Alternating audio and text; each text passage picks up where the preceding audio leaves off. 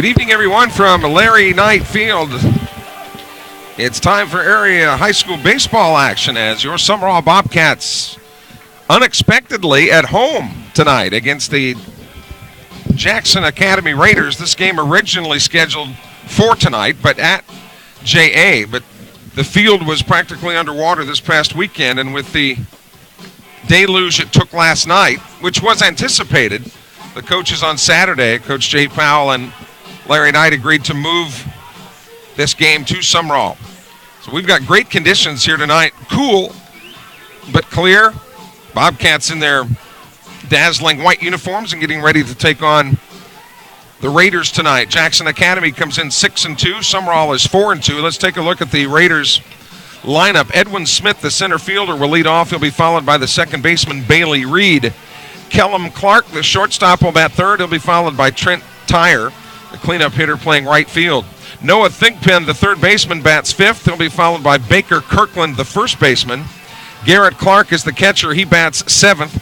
J.T. Carney, the designated hitter, bats eighth. And then rounding out the Jackson Academy order is Hunt Stevens, the left fielder. So for the Raiders, it's Smith, Reed, Clark, Tyre, Thigpen, Kirkland, Clark, Carney, and Stevens. Kelly Sanner, along with producer engineer Jeremy Thompson, high atop the press box here at Larry Knight Field as Cross Sibley finishes his warm-up tosses and getting ready to go for this non-district contest. The Bobcats looking ready to host the tournament this weekend, the Adidas Weekend Tournament, where Sumrall will play Thursday, Friday, and however many games on Saturday, depending on how the bracket works out. So Sibley, the left-hander, on the hill. And in the bottom of the inning, we'll give you the Sumrall order. We can tell you that Mason Story playing at first base, Zane Berry at second. The shortstop tonight, Tanner Morgan, and playing third base is Hunter Barrett. First pitch swinging and foul to the right of the plate. The outfield left to right is Powell, Jackson, and Garrity for Sumrall. Berry about 3 steps into right field, deep at second base, as Sibley, the lefty, gets the sign from Crawford, his battery mate, and brings in for the second pitch for strike two. So 0-2 to the leadoff hitter, Edwin Smith. Glad that you're with us here, where we'll have all the Sumrall baseball games for you all season long, all the way up to that final game in May when the Bobcats hope to be hoisting the trophy in Jackson. There's a swing and a miss on an off-speed pitch, and Smith goes down. So 1 up and 1 down, and that'll bring up Bailey Reed. No wind to speak of. Dennis Jackson shaded a little bit toward left. The flag in center field is limp. 325 down the left field line, 305 the short porch in right field. Swung on, there's a shot toward right field. Sliding to his left is Zane Berry, and trying to get the ball out of his glove quickly. Cannot make the play. That'll be ruled a hit for Bailey Reed. So Reed is aboard with a 1-out single, and that'll bring up Kellum Clark.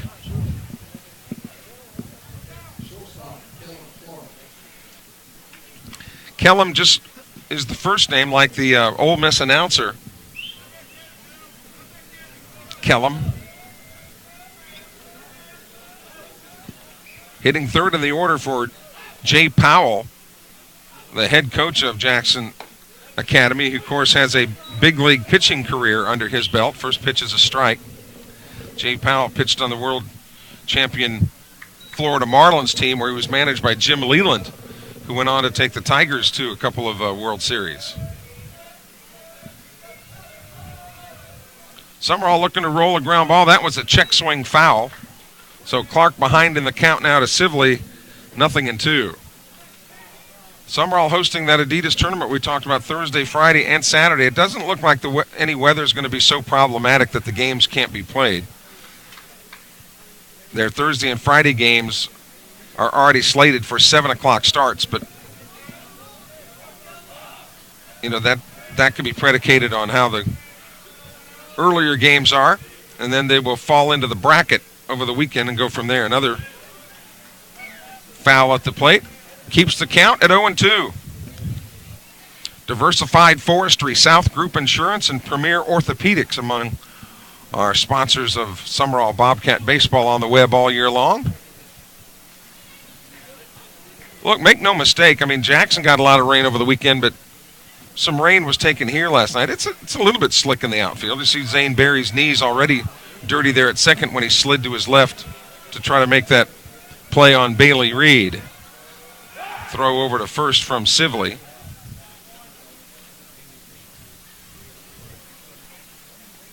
Cross Sibley, who moved to the Hattiesburg area from Grenada about 4 or 5 years ago.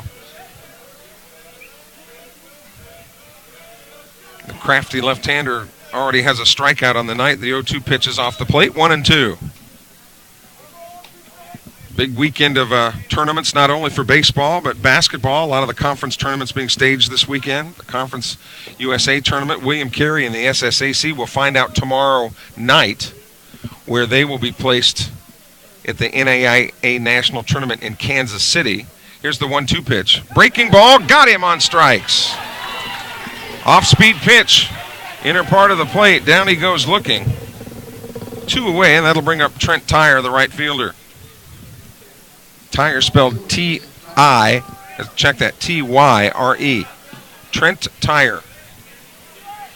2 outs, runner on first. No score here in the top of the first inning. Scheduled 7 innings between J.A. and Sumrall.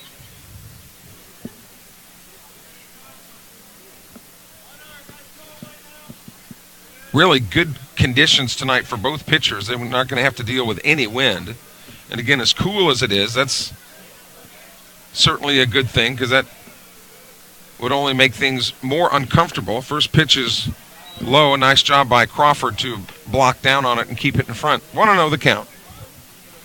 To Trent Tyre, the cleanup hitter, should he reach, then Noah Thigpen would come to the plate. The third baseman for the Jackson Academy Raiders. That field at JA at Raider Park, it's a beautiful field, but there's a creek that runs right along the back fence. And as much rain as that they have had in the Jackson area, and taking even more last night. So being proactive, both coaches again decided to move this game here tonight. Here's the 1-0. It missed inside, 2-0. And we get a real bird's eye view here at Sumrall. Last year, the broadcast crew was at the second level, but a third floor has been added here to the press box. So we are right over the umpire's shoulders looking straight down on home plate. So although we can't tell necessarily high or low, we can certainly see in or out. Throw back over to Story to keep the runner close.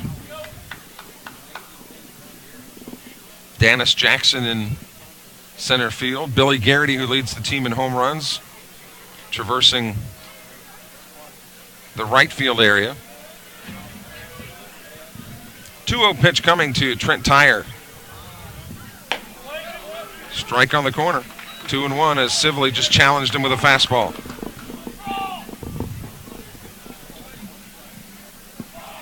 Sibley going with the open-ended pants. More teams are kind of going back to the old style elastic under the knees.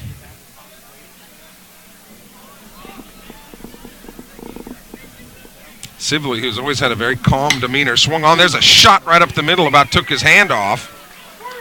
And that was a laser right up the middle by Tyre. A 2-out single puts runners on first and second. And it'll be up to Thigpen to try to play to run as Larry Knight quickly out of the dugout wanting to check on his freshman pitcher.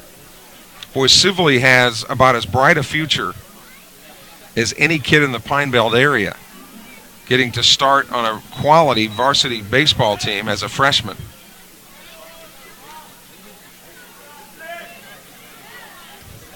So once Larry Knight got the okay from Cross Sibley, it's back to the dugout. Bailey Reed advances to second, and with Tyre at first, Noah Thigpen comes to the plate. The Raider third baseman. You talk about old school. Now, some of these Raiders have the real old-fashioned striped socks across what we used to call stirrups back in the day.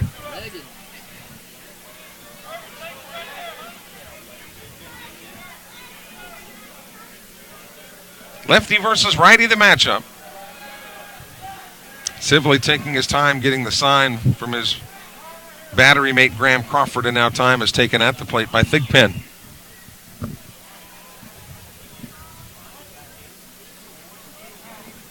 Best seats in the house right here on the third level.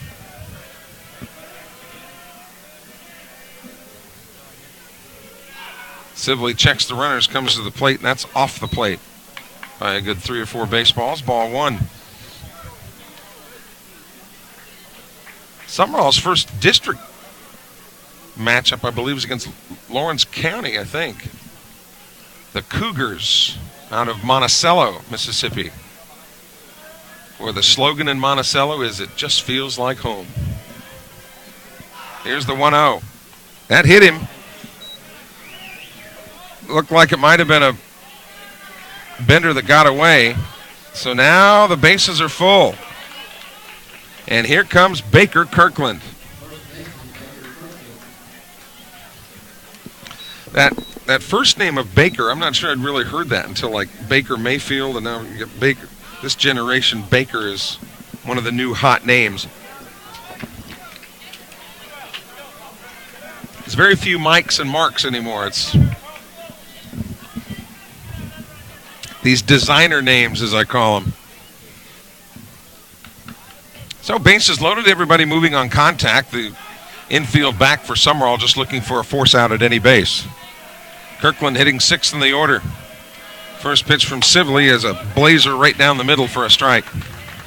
Just challenged him with heat there.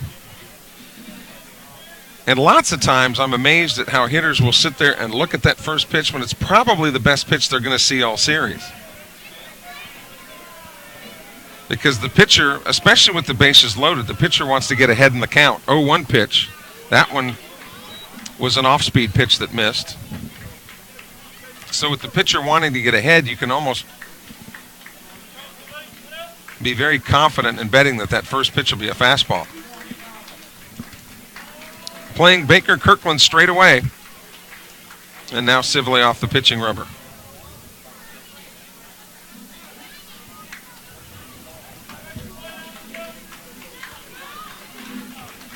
Crawford out signaling to his freshman pitcher. And you'll look for this staff to cultivate Sibley. Breaking ball, strike at the knees. 1-2. Because they know how good the Sibley can be and will be. 1-2 the count to Baker Kirkland. Garrett Clark, the catcher for the Raiders, on deck. 1-2 pitch. Missed low, 2-2 on the heater.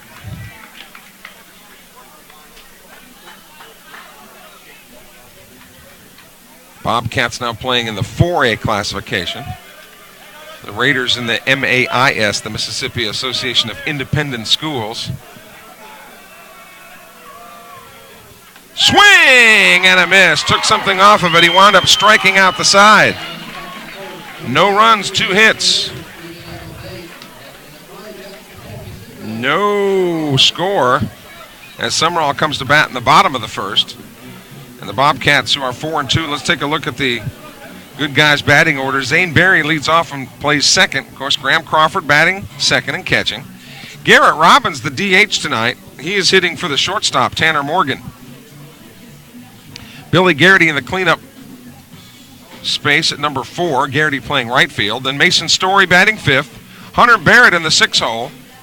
Dennis Jackson batting 7th. And then Sibley, the pitcher, will hit for himself. 8th in the order. And then Logan Powell rounds it out. So for Sumrall, it's Barry, Crawford, Robbins, Garrity, Story, Barrett, Jackson, Sibley, and Powell. And they are facing Sam Siacco. Siacco, the left-hander. Siacco spelled S-I-A-C-C-O. Good Italian name there. Sam Siacco. Our baseball live stream sponsors include Diversified Forestry and Premier Orthopedics, along with South Group Insurance. Glad to have South Group along, the largest independent insurance agency with plenty of locations across the state, including Hattiesburg, Columbia, and McGee. South Group for all of your insurance needs.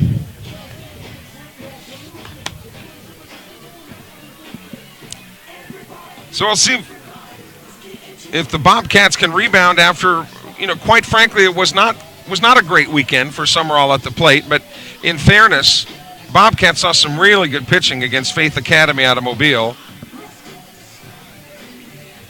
on Saturday morning, and then against Grissom out of Huntsville, Alabama on Saturday afternoon. So we'll see how they react now to the big left-hander Sam Siako.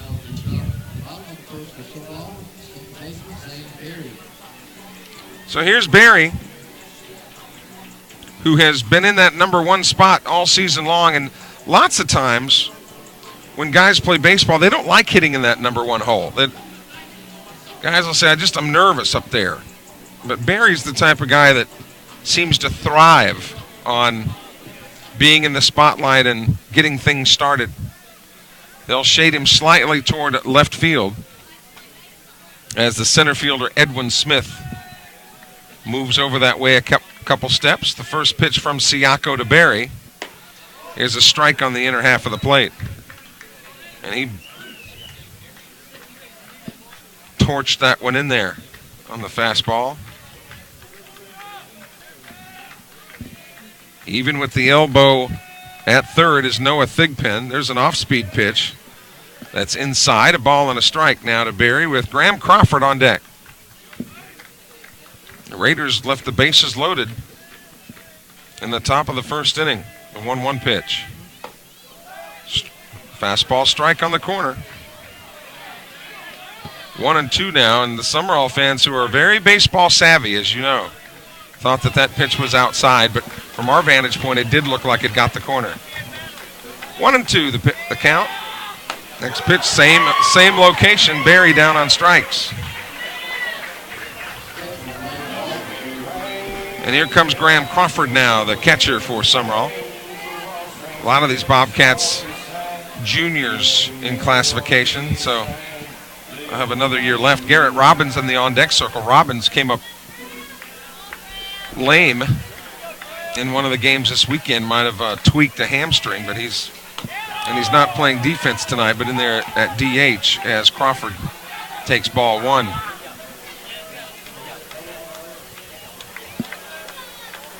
Bottom of the first inning, scheduled for 7 here. The Raiders of JA against the Bobcats of Sumrall. Here's a swung on. One hopper into right field. That's a base hit for Crawford. The right fielder, Trent Tyre, had a notion that he was going to come up and throw him out. So Crawford will get a pinch runner now. Sully Clark, that looks like. Sully will run for the Sumrall catcher so he can get his gear on. And here is Robbins, the DH.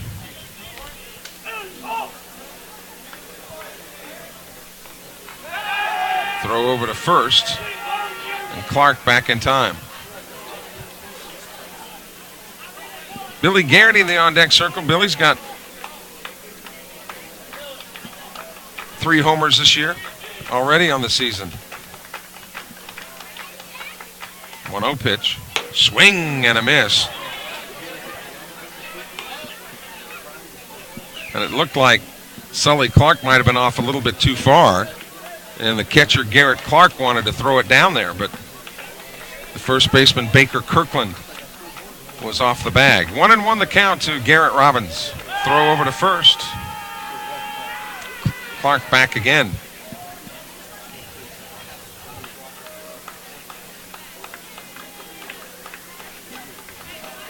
Garrett Robbins, a senior who has committed to Pearl River, which the Wildcats today in the latest JUCO rankings, 12th in the country. So Michael Avalon's got the Wildcats rolling. Robbins will join that fold next year. The 1-1 pitch, low, 2-1.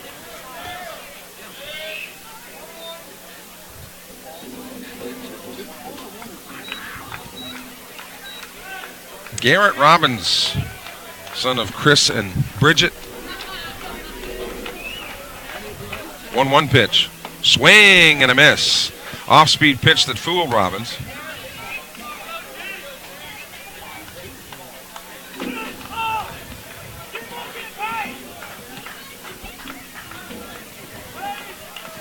Runner at first is Sully Clark. He's running there for Crawford, and here comes another throw over to first base. Already this season, I've seen a lot of attention to the runners at first base.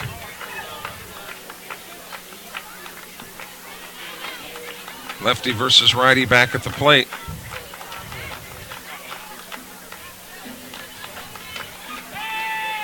One-two pitch. That was a foul ball, and I think actually went off the top of the catching helmet.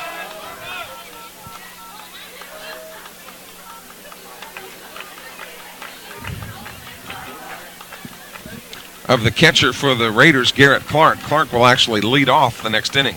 No score, bottom of the first inning. Bobcats have a runner aboard with 1 out, and again, a throw to first. The left-handed pitcher already has an advantage because he's looking the runner right in the eye. But the idea is to keep that runner even closer to first base to give your catching teammate an opportunity to throw him out should he be on the move. Swing and a miss. Robbins is out. But as the catcher, Clark, bobbled the baseball, Sully Clark scampered down to second. So all of the outs so far tonight have been recorded via the punch-out. Cross Sibley wound up striking out the side for the Raiders, and Sam Siako has 2 strikeouts here in the bottom of the first. So Clark will be on the move with 2 outs. And here's Billy Garrity. Billy Garrity wearing that protector inside the right leg because a foul ball that kind of bounces down toward the ground that bounces off that ankle. It helps protect the ankle there. Garrity hitting in the cleanup spot with Mason Story on deck. First pitch to him is way outside, gets away from the catcher, and Clark races to third. So now Sully could score on a pass ball with 2 outs. And the count is 1-0 to Billy G. Mason Story, the big slugging first baseman on deck for the Rawcats. Here's the 1-0 pitch. Off speed. I don't know where that missed. It sure looked good from here, but 2-0 the count. So Garrity's got a dead red fastball count here at 2-0. Hitters count, and there comes the fastball. High and outside, 3-0 now.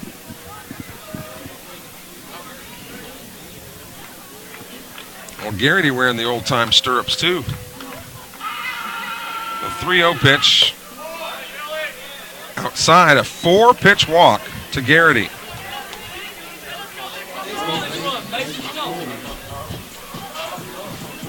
So base runners at the corners for Mason Story. And what a great story it would be if he could find a single or a double here and play to run. Jackson Academy 6-2. The only Sumrall losses incurred were taken both on Saturday. And again, they saw some really good pitching, but I know we're disappointed with the way that they produced at the plate. First pitch to Story. Ball 1. Garrity is an outfielder, but not necessarily known for his speed. He's certainly adept enough to get around. And there they go. He was leaning to second, and it looked like he might have got back in time, but they quickly ring him up as the call at first base. And Steve Cooley will argue that call just slightly. So no runs on a hit, and Story will start with a fresh count when he comes to bat in the beginning of the next inning. Cross Sibley gets back on the hill, getting ready to go. Termite Control Specialist is locally owned. It's been a company that's been serving the Pine Belt for 55 years. Lots of times the problem with termites is the damage they cause takes place when you don't even know that they're there. They offer other services, including pest control, but the termite services include pre-treatments, especially for new construction. Give them a call at 261-5200. That's 261-5200. Termite Control Specialists, locally owned and operated and proud to support Sumrall Bobcat Baseball. We'd love to hear from you tonight on the text line. Give us a text at 601-310-7077. That's 601-310-7077. I wonder if they're watching in Folsom, Louisiana tonight. Probably. Christian don't hardly miss a game. I always love to hear from the Bobcat fan base. Here's Garrett Clark. 7, 8, and 9 in the order to face Cross Sibley here in the second. Garrett Clark, J.T. Carney, and Hunt Stevens.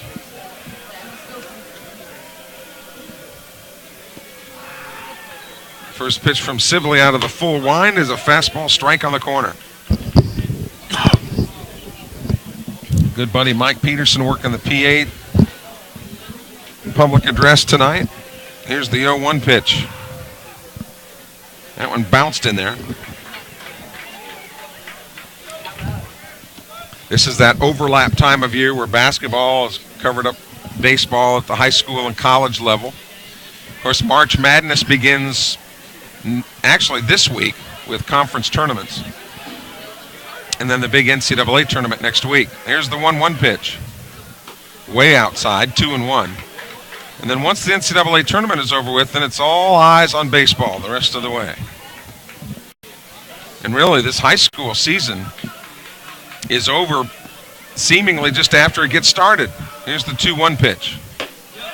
Away again, 3-1.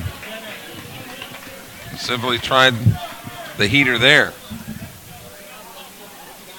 Garrett Clark, the right-handed hitting catcher for Jackson Academy. The 3-1 pitch. Swung on. Here's a high drive to right center field. Dennis Jackson moving to his left. He's there to put it away for the first out of the inning. When it looks like some of those are going to go to the gap, Dennis Jackson gets such a good jump on the ball. Of course, with his lightning speed out there, even if he were to get a late jump, he'll catch up to most anything hit that high in the air. So here's Carney. Breaking ball, strike. The problem this past weekend playing defense is that the field conditions were so sloppy, it was tough for outfielders to really get any traction. A lot of baseball skidding under the gloves, and not just for Sumrall, but other teams as well. That's inside, 1-1. To J.T. Carney, the designated hitter, swinging it for Sam Siako. Now Dennis Jackson moves over toward left, leaving a hole in right center field. The 1-1 pitch to Carney. Outside, 2-1. The Major League Baseball season for the big league starts in March this year. The very end of this month. Here's the 2-1. Inside, 3-1. And what always interests me in the major leagues, and it's because of tradition, of course, but teams like Cincinnati and Detroit, these teams that are up north, always get the opening day games when the weather is horrible. 3-1 pitch, swing and a miss. You'd figure at the beginning of the year you give the Marlins and the Angels and the Dodgers teams, the Texas Rangers, teams like that, a lot of home games.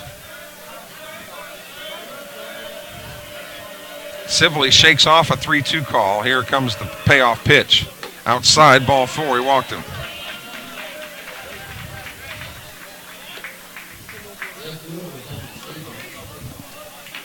So here comes Hunt Stevens, the left fielder.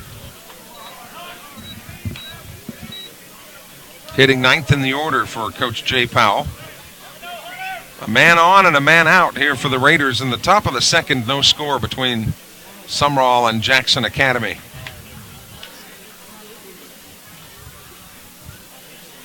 Sibley didn't even check the runner. First pitch swing, and that one's laced out of play to the right side. Over by the football field house.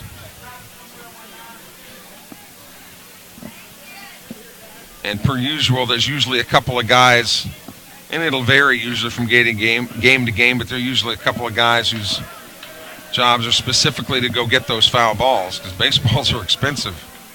Sibley now off of the pitching rubber.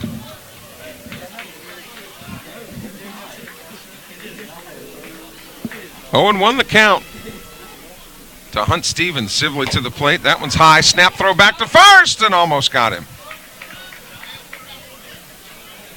Had the throw by Crawford might have, if it was to the second base side, they might have had a play. But Story had to swing back around after the throw was just outside the line. Got a big lead over there.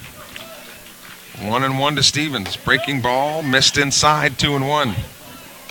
Usually right about at that cutout, which is called the elbow lots of times. That's about as far as runners will go. If they get anywhere beyond that, like where he is now, but he's also a long-legged dude.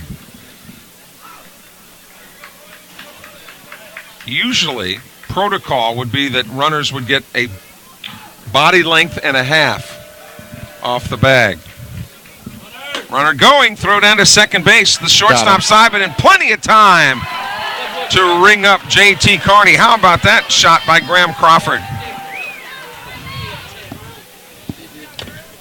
Wasn't even close, and the throw was to the shortstop side. So, but that's why pitchers pay attention to those runners to keep them as close to the bag as possible to give the catcher even more time to make a good throw. Meanwhile, back at the ranch, we've got a 2-2 count to Hunt Stevens. Base is empty now, 2 away. Sibley will go back to the full wind now at 2-2. Swing and a miss. He struck him out. 4th strikeout of the night. So Sibley pitching well. No runs on no hits. There was a walk and a man left on. Again, Mason Story will start with a fresh count after Garrity was picked off of first base. William Carey University is proud to support Sumrall Bobcat Baseball. They're ready to help you succeed, whether you're just coming out of high school or maybe you just want to get back into school and sharpen some skills or learn a new trade.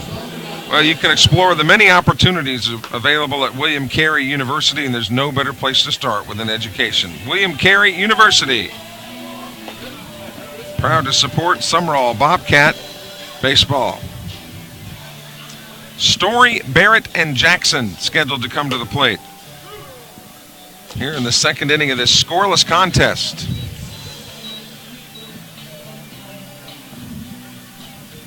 Sumrall will play Thursday and Friday night single games here at home, scheduled for 7 o'clock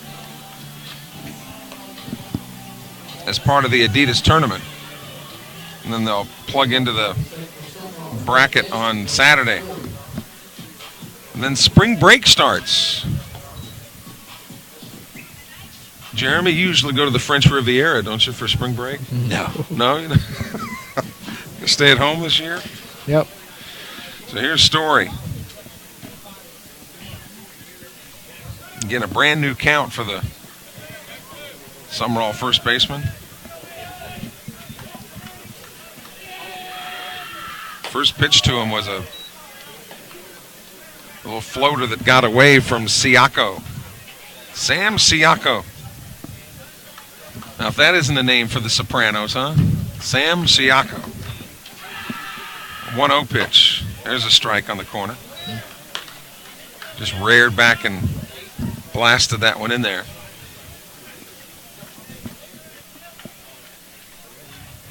One and one the count to the Sumrall leadoff hitter. Off-speed pitch. Fooled Story, who was out ahead of it, 1-2 now. Again, the wind has not been a factor. Flag hasn't moved at all there in center field. 370 in the power alleys here at Larry Knight Field. Here's the 1-2 pitch. Off the plate, 2-2. That was not even close. I know the Jackson Academy fans thought that might have been there, but that was way off the plate.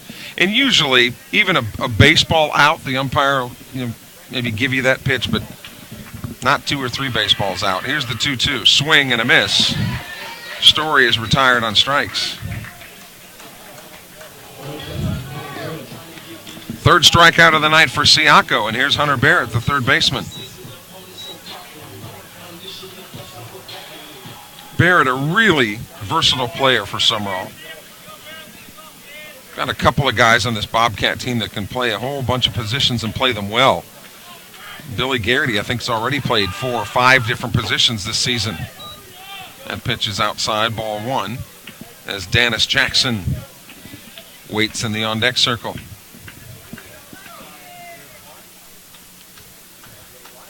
A 1-0 pitch coming.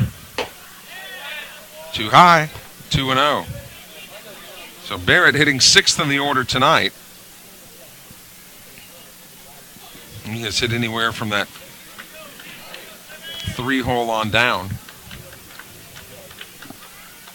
The 2-0 pitch coming to him. Off-speed pitch. Same thing he did with Story. Started him off with 2 fastballs and then pulled the string. And fooled Barrett as well. 2-1 the count to the Sumrall third baseman. Batting with the bases empty and 1 man out here in the bottom of the second inning. 2-1 pitch. Swing and a miss. Challenged him with the heat there and blew it past him. 2-2. Playing him straight away. Of course, Bobcat fans know that this infield is turf, but that the outfield is real grass. Here's the 2-2 pitch. Swung on and popped out of play right side. Almost hit the football scoreboard. You give it a couple of weeks, outfield grass will be the same color as the infield turf. That darker green. Certainly can't say it hasn't had enough rain. Nope. Here's the 2-2 pitch. Swung on and again popped out of play. That'll get over by the Helt Fieldhouse. If you're familiar with the layout here at Sumrall.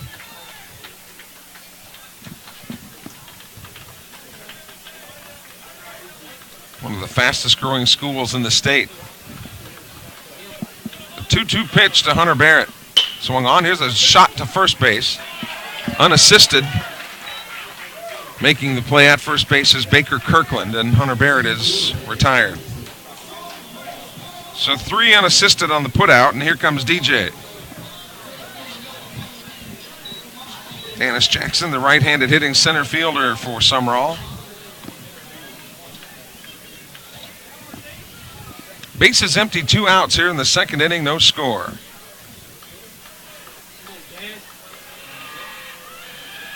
Off-speed pitch. He takes for ball 1. That's the first time that he has started any Sumrall hitter off with off-speed pitches.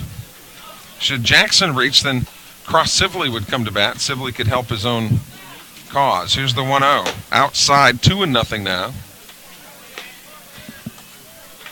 Actually, from what I've seen so far, Siako has had a little bit better control of his off-speed stuff than he has the fastballs. Here's the 2-0 pitch. And I say that as he just rears back and pumps a fastball right down the tube. 2-1 the count. Jackson hitting 7th in the order for Larry Knight. Here's the 2-1. Off speed. Jackson tried to put the bunt down. Tried to squeak it inside the line of third base. But missed it, and the count goes 2-2.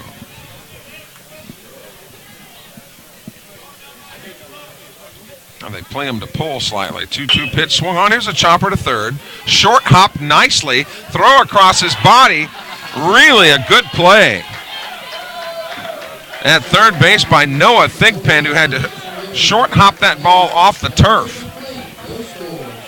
Jackson is out on the 5-3 putout, and so too are the Bobcats as they go in order in the bottom of the second inning. No score heading to the top of the third. Glad that you're with us on our webcast where you'll be able to follow the Bobcats all season long. You can support your high school and give the hometown advantage when you dine at Buffalo Wild Wings in Hattiesburg. The day of the game, if you go in and eat at BW3 Just tell them what school you go to, and they'll give 10% back to the athletic program. They got the fast break lunch specials daily. So not only can you feed your family, but you can support the team as well in a fun atmosphere. Buffalo Wild Wings, just off I-59 Hardy Street in Hattiesburg.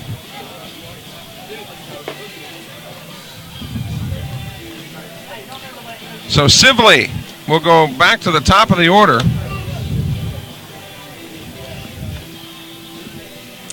He'll face Edwin Smith, Bailey Reed, and Kellum Clark.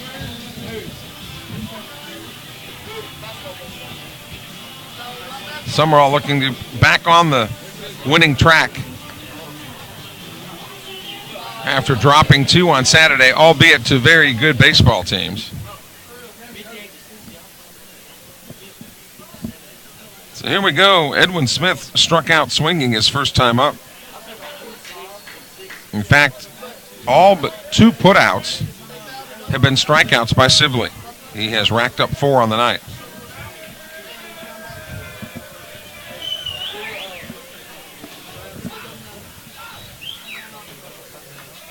The Region 23 Junior College Basketball Tournament also going on tonight at Mississippi College. So again, we talked about that overlap of sports. Swung on, here's a chopper to third. Fielded by Barrett. Quick throw across the diamond, high throw, but Story, being about 3 stories tall, is able to pull that one down.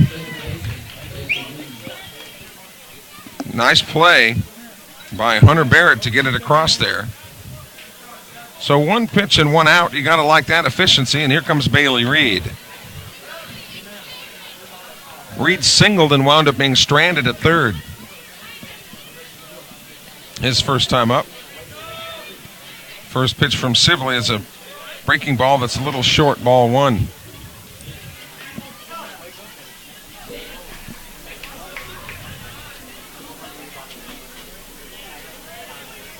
The Jones Lady Bobcats won the state championship last week on the women's side. Pearl River won the men's title at the state. That pitch is outside, 2-0.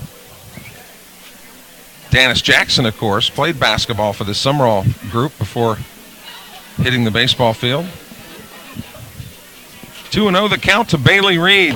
That's inside, 3-0. And we mentioned that Region 23 Junior College Tournament beginning tonight. Reed, the second baseman for Coach Jay Powell. No doubt taking this 3-0 pitch. And that one's there for a strike.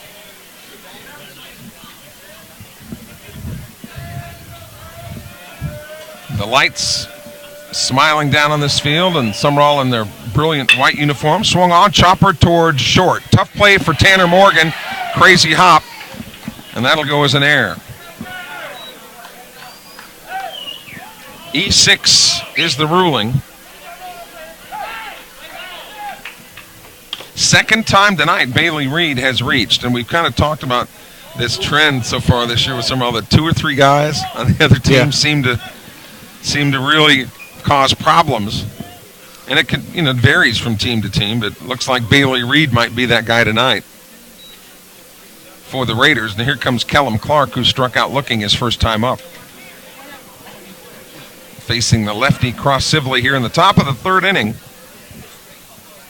Raiders have 2 hits. The Bobcats have registered just 1. Throw over to first.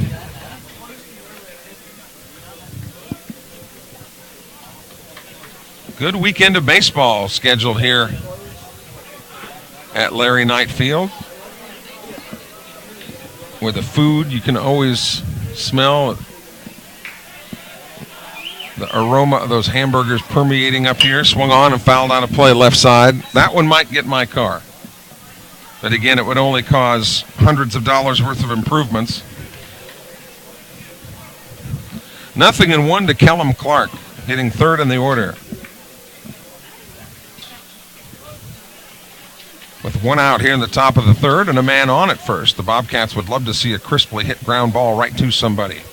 And maybe turn that double play. Here's the 0-1. Swung on. Here's a little looper over toward 3rd. That's in play, and leaning toward the fence to try to make that grab was Hunter Barrett. And not sure if he thought he was going to run into the fence, but just lost concentration momentarily and couldn't come down with it. 0-2 the count to the hitter, Kellum Clark. Normally, teammates would be yelling, you got plenty of room, but that's the Jackson Academy dugout. They're certainly not going to give any aid over there.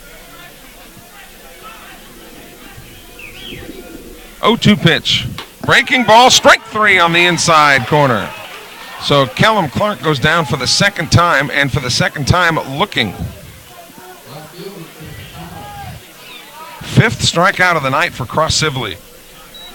And here's Tyre, who singled and wound up being stranded at second. Tyre hit a rocket right up the middle that about took the glove off of Sibley. That was Tyre's first at bat in the first. First pitch, runner going, swing and a miss. Throw to second base is not in time. And the one time that Sibley really didn't pay much attention to the runner, alertly, Reed was off to the races. So a man in scoring position, and Larry Knight wants to talk something over here. Probably about catcher interference. Yeah. That the hitter swung at the pitch, which he was in the batter's box and is certainly entitled to do there. But what is his responsibility as far as getting out of the way on a throw down to second base? And I think that's what they're discussing here, is that when the hitter swung, did Trent Tyre get outside the box toward the home plate and impede the ability of his catcher, Graham Crawford, to make that play? So Knight will plead his case.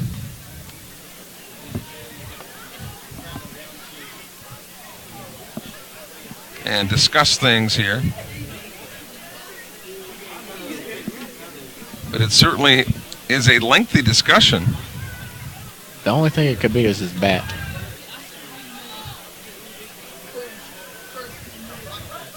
That the bat, after he swung, he kept it extended behind his back.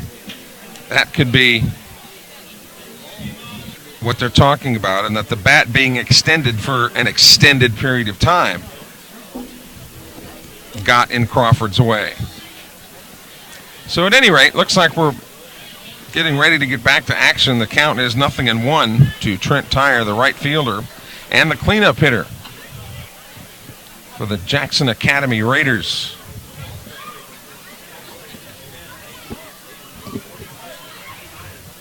Noah Thigpen on deck as the Raiders bat here in the top of the third. Sibley wearing that gum out on the mound. That gum had to have lost its flavor a long time ago because he has been working it hard. Logan Powell in left. Dennis Jackson in center. Billy Garrity in right. For the guys in white, here's the 0-1. Strike. Perfect pitch. Unless the take was on, I'm not sure he'll see another one like that all night. Barrett at third. Tanner Morgan at short. Zane Berry at second and Mason Story at first. The battery is Sibley and Crawford. The 0-2 pitch. Breaking ball inside. Gets away momentarily from Crawford, but Bailey Reed staying tethered at second. Cardinal mistake in baseball is being thrown out at third base for the third out of the inning, because you're in scoring position there. With 2 outs, you don't have to worry about being doubled up in any way on a double play. So you can move on anything hit. Now Sibley off of the pitching plate again. Sibley, a talented left-hander and just a freshman. So really, if he continues to progress, and being left-handed, because let's face it, there aren't as many left-handers out there that can throw strikes as there are right-handers. So the left-handers get the cream of the crop when it comes to scholarships. Here's a drive to center. That ball is well hit. Dennis Jackson tracking it, though, at the warning track, and he hauls it in for the final out. That one had eyes on the center field wall, but Jackson pulls it down, and nothing doing for the Raiders in the third. They leave a man at second base. We go to the bottom of the third inning. No score between the Raiders and the Bobcats.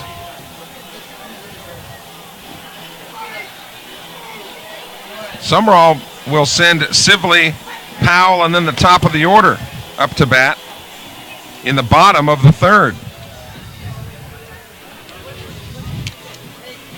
Movie Star Restaurant is a sponsor of our Sumrall Bobcat webcast this year. Man, you talk about the best fried chicken in the area. Vegetables, macaroni and cheese, meatloaf, mashed potatoes. Man, no carb left behind at Movie Star. And, of course, they cater, too. All of your events, whether they're corporates, weddings, showers, birthdays, and more, leave the cooking to them, the pros, at Movie Star Restaurant on Old Highway 11, across from Temple Baptist Church. Movie Star Restaurant. Glad to have the folks at Movie Star on board. Jeremy, does part of the Movie Star sponsorship, do you and I get to eat free over there? I don't know. I'll certainly try. I'll have to work on it. The worst they can say is no, right? Yeah. So here we go. Cross Sibley, Logan Powell, and Zane Berry to face Sam Siako.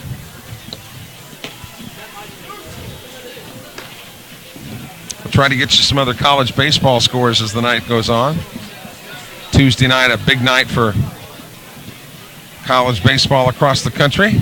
Unless, of course, you're living in the Northeast where you're getting hammered with another 2 feet of snow. I know one place you can't get free food is Nukes. Mississippi State kind of back on track now. They're beating the Northwestern State Demons, beating Texas A&M 1-0. Mississippi State over New Mexico State 3-1. Ole Miss leading tonight over Austin Peay 2-1. Good old PU. So Sibley leading it off. Swung on. There's a shot down the right field line, just foul. From a right-handed bat and a baseball going that direction, it tends to have that side spin that carries it like a slice in golf down the line. I know a lot about slices. The only one that didn't have that was Javens. That's right. Javen Williams had a great, just a shot down the line that landed maybe a foot inside the line on Friday night. That pitch is inside. 1-1 now. Sibley, again, throws left-handed but bats right-handed, which is more unusual than guys who throw right-handed and bat left-handed. Here's the 1-1.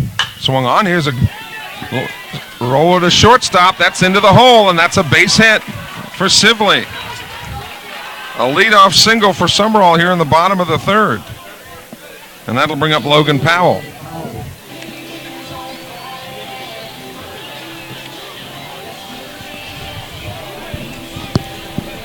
Powell, the senior left fielder, gets the signal from Larry Knight. This is prime bunt territory.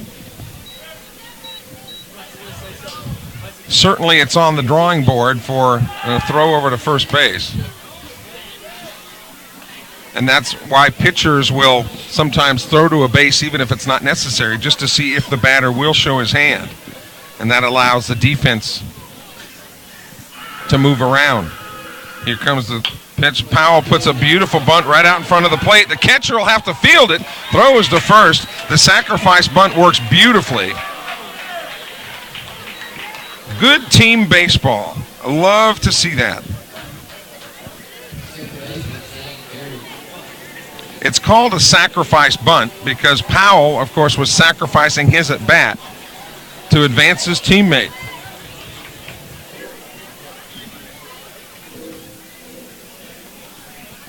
So here's Zane Berry, who struck out looking his first time up.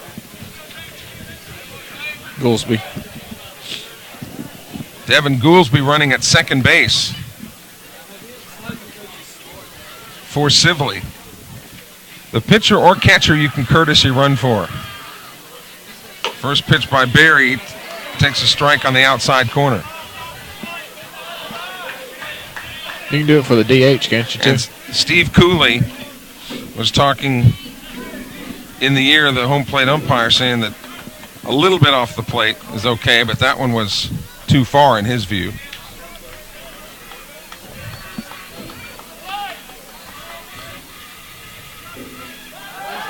Nobody back at second base. He did kind of hesitate and then further moved back, and that could have been called a balk. Nobody covering the bag. So the count is 0-1 to Barry. Here comes the pitch. Swung on, a little chopper right back to the pitcher. Nobody to cover third, so the only play is at first. Moving on to third is Goolsby.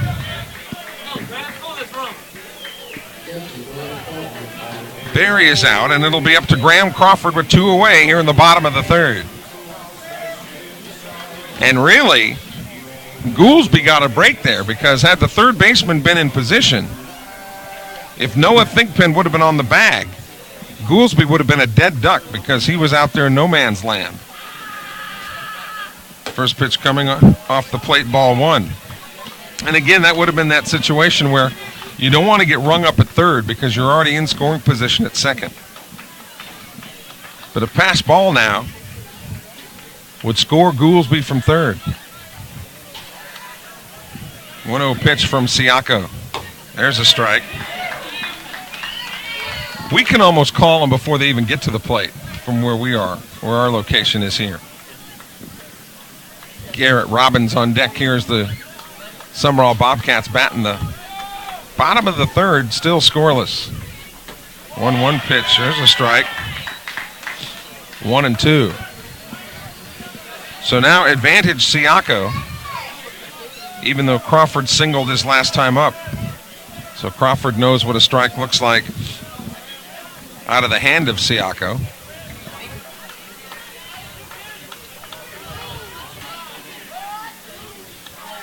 The 1-2 offering. Swung on. Here's a little pop.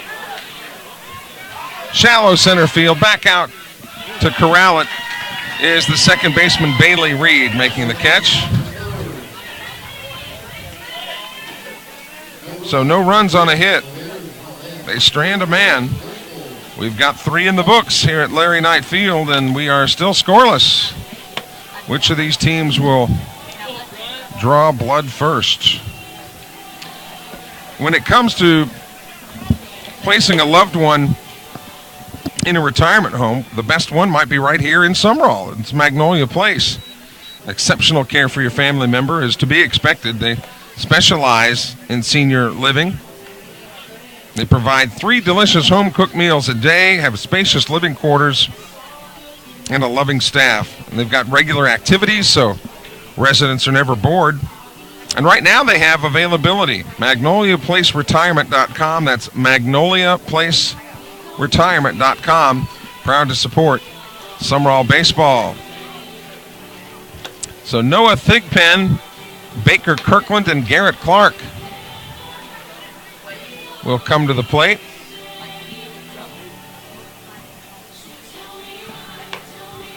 Here in the top of the 4th inning.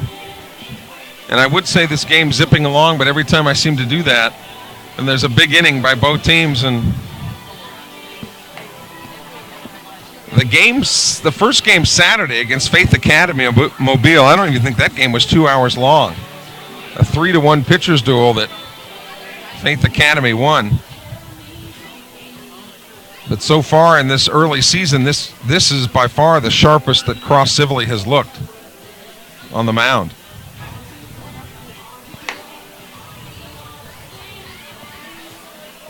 And he will face hitters 5, 6, and 7. Thigpen got plunked his first at bat.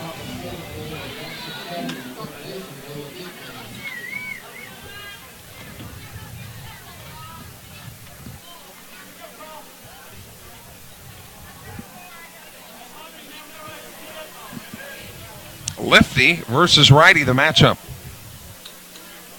And again, Zane Berry retreating about 3-4 steps out into the right field grass. Here's the first pitch to him. Low, ball one. Nice night here in Sumrall. Looking forward to a great weekend at the Adidas tournament. And boy, you know, the weather can make things so nice and can make things so miserable at the same time. There's a strike on the corner, 1-1. The grounds crew here has it a lot easier than other places because of this turf infield, but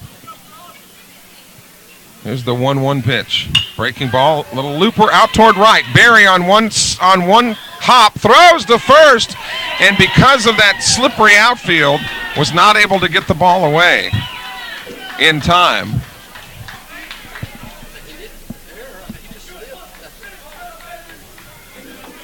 So it'll be ruled a hit. So Thigpen is aboard.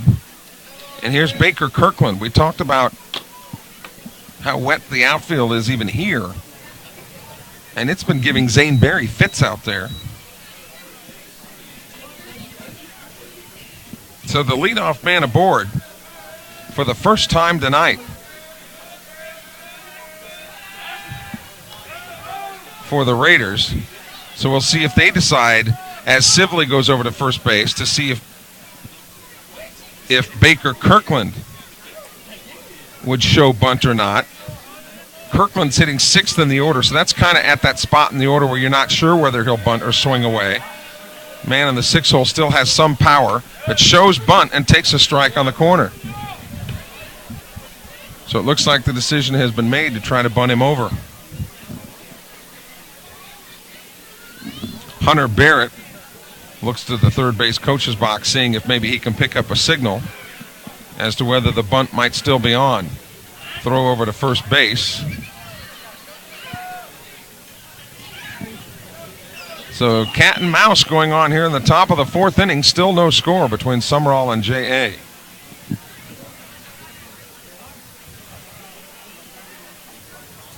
Sibley gets the sign from Crawford. And now wants to reset. I remembered my pullover tonight. Much more comfortable tonight than on Friday night when I forgot the pullover. Throw again to first base.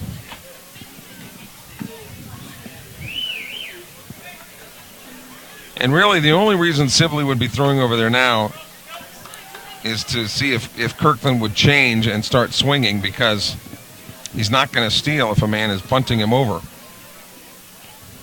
The 0-1, breaking ball, strike on the corner. 0-2, and as we were just talking about, he did not show bunt that time. Not at all unusual to change in midstream as to what you want to do. But even with 2 strikes, Hunter Barrett at third on the prowl. Now he backs up. Here's the 0-2. Breaking ball, swing and a miss. He got him on strikes. 1 away, and that is the 6th strikeout for Cross Sibley. And here's Garrett Clark. Cross has got to have the most strikeouts this season. Great effort so far tonight. 6, and we're just in the 4th inning. He had, 5 in the first 2 innings? Was that Friday or Saturday? Had 4 in the first 2 innings tonight. He's had at least 1 in every inning. And struck out the side in the first. Throw over to first base. Garrett Clark hitting 7th in the order. He's a catcher, so usually catchers don't move as well as other positions. So again, a ground ball here. This would be prime double play area.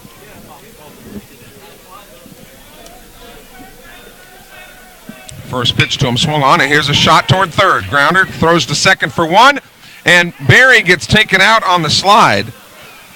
The runner was in the running lane. He did not get outside the running lane, so that will not be called an automatic double play.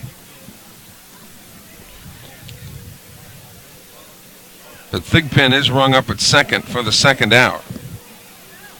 If the base runner gets out of the baseline and takes the defender out, then it is an automatic double play. And I think that's what Larry Knight, first of all, wants to check on the safety of his youngster, which is paramount. But then, as he does, go over to the base umpire and wants to know why that would not be called an automatic double play. And again, from our vantage point, it did look like the runner, Thigpen, was in the running lane where he was supposed to be, sliding into second, which is good baseball, and he just happened to take Barry out. And you see very little argument from Larry Knight. So a courtesy runner at first base with 2 outs. And that'll bring up J.T. Carney, the designated hitter.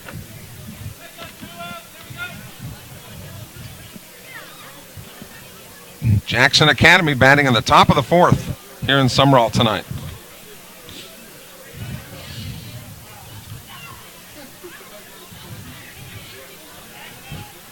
Throw over to first. Both bullpens have been very quiet. And why not?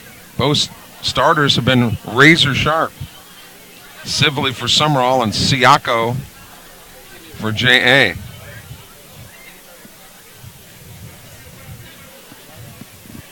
Again, J.A. out of the Mississippi Association of Independent Schools. Throw again to first. And really the schools in the MAIS that have had most success over the years have been Jackson Prep and Jackson Academy. Now, MRA has risen up the last couple of years, and with all due respect, so has PCS here in the Hattiesburg area.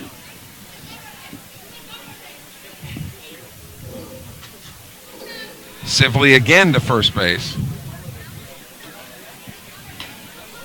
J.T. Carney still awaiting his first pitch. Carney, the DH, hitting for the pitcher, Siako. Dennis Jackson shaded slightly toward left.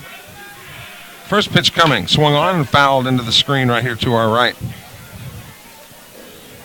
Ole Miss was winning at last report. So was Mississippi State. Boy, after that horrific start Mississippi State had, they at least look like they've gotten the train back on the rails anyway.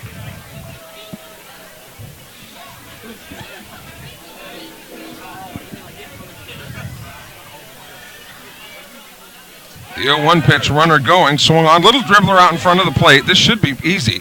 Throw to first base, and it is. As the catcher, Crawford, puts it right in the glove of Story. So 2-3 on the putout. And the Raiders are done in the 4th. No runs and a hit. Sumrall's got the meat of the order coming up. Hitters 3, 4, and 5.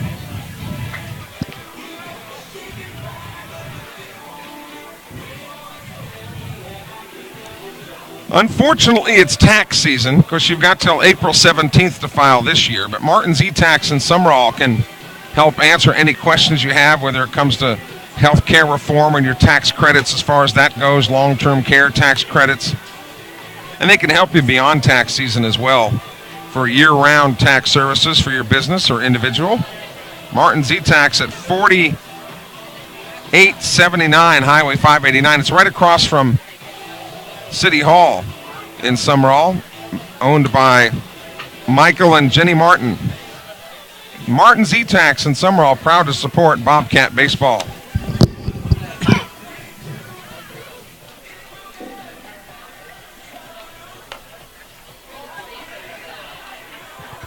So here we go to the bottom of the 4th. Robbins, Garrity, and Story.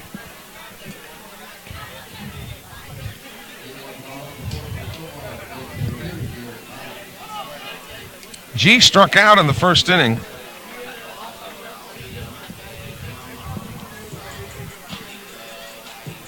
I would have to say, and not like this is a big deal, but I would have to say these uniforms that Sumrall is wearing tonight are the nicest I've ever seen on a Sumrall team. These are about as classy as you can get. First pitch to Robbins, off-speed strike on the inner part of the plate. Playing Robbins straight away. That pitch is so far inside that it got off the top of the glove of Garrett Clark. Sumrall batting in the bottom of the 4th inning, scheduled for 7 innings, but we are scoreless. Locked in a pitcher's duel here. The 1-1 off-speed pitch popped right back behind us. And you heard the boom of the aluminum right behind us. 1-2 the count.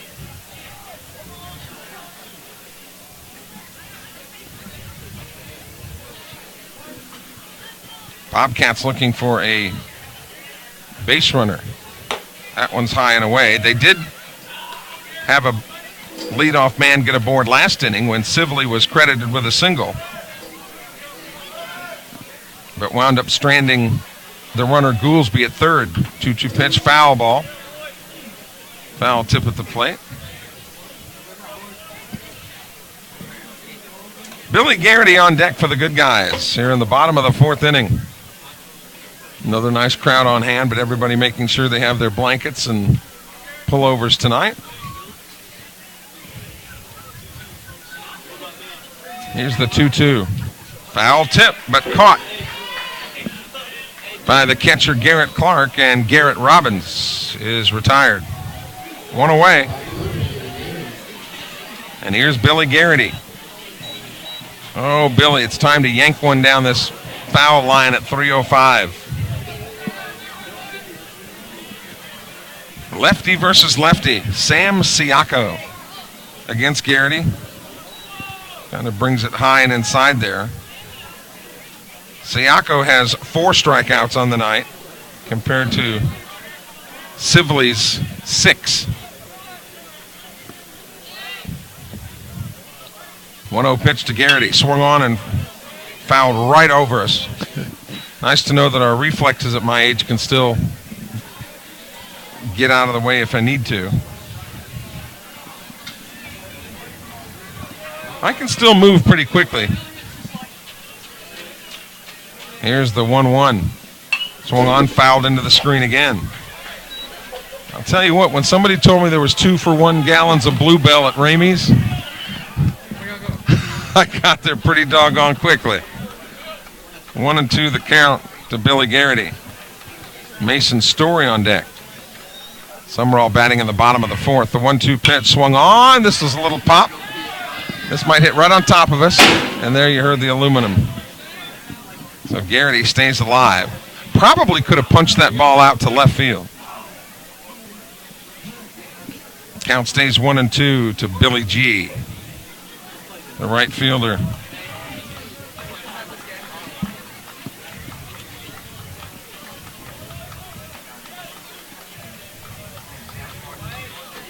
One-two pitch coming. Another foul. That one's into the netting. Boy, he's taking some aggressive cuts up there for sure. Bobcat games on Thursday and Friday, scheduled for 7. But again, it would probably start later than that based on it's a part of a tournament. Spring break next week. Where are y'all headed? Here's the 1-2 pitch. Swung on. Here's a ground ball to second base. Flip over to first, and Garrity is out on the 4-3. Fairly routine for Bailey Reed.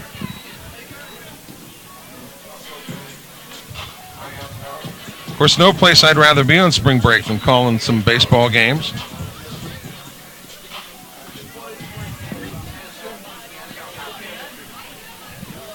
Although a trip to Ucutta right outside of Waynesboro sounds good about this time of year. First pitch is outside to Mason Story. Base is empty, 2 outs here in the bottom of the 4th inning. No score between Sumrall and Jackson Academy. Bunch of goose eggs up there on the scoreboard. 1-0 pitch, there's a shot foul down the right field line. Whistler right outside of Laurel.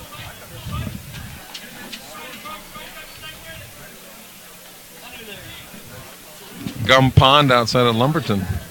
A 1-1 pitch. Swung on. Here's a shot right back up the middle. That's a base hit. 2 out. Single for Story. Has the Bobcats in business.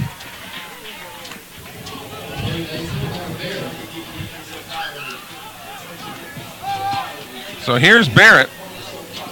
He hit a smash to the first baseman Baker Kirkland earlier in the night, and Kirkland handled it.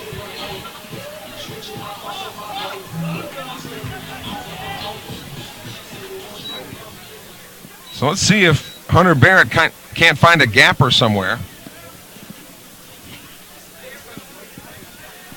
and get Story in at first base with 2 outs here in the 4th. Looking ahead to the top of the 5th, J.A. will send hitters 9, 1, and 2 to the plate.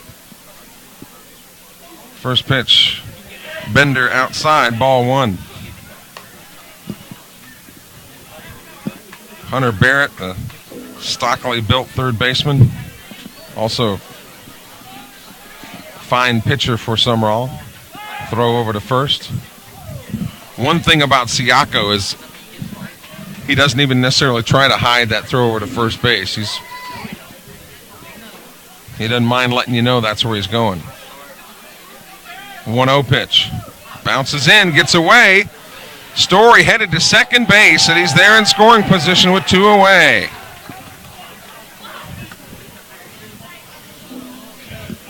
So now Larry Knight some advice to Hunter Barrett, who will be looking at a 2-0 count.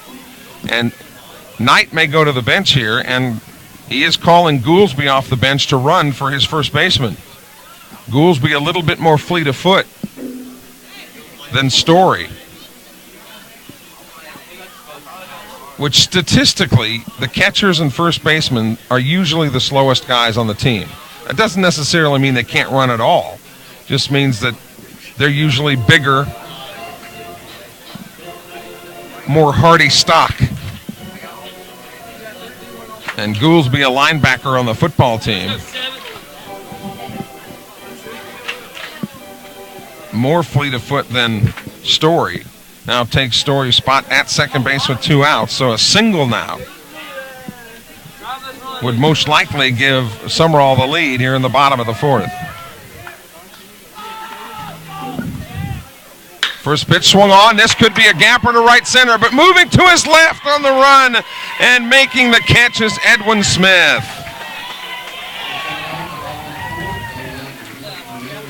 Wow, that was close.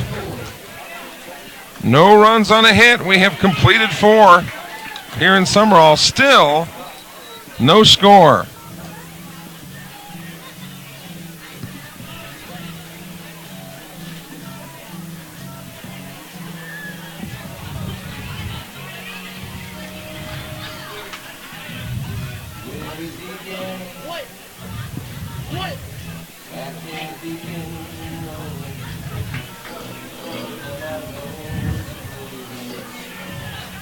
Sibley back to work.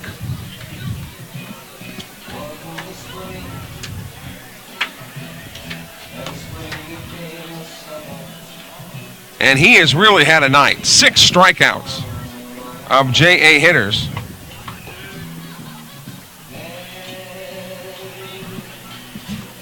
And he'll face Hunt Stevens, Edwin Smith, and Bailey Reed in the top of the 5th.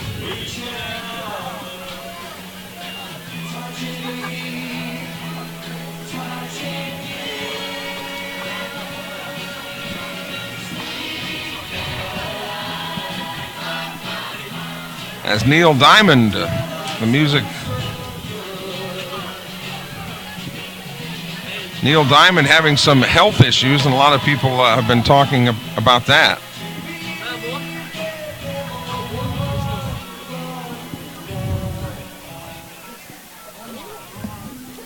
So here is Stevens. He struck out swinging in the 2nd.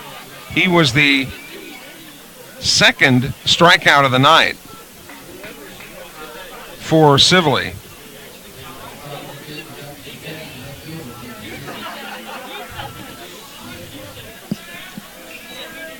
So here we go, top of the 5th inning, still looking for any type of run here.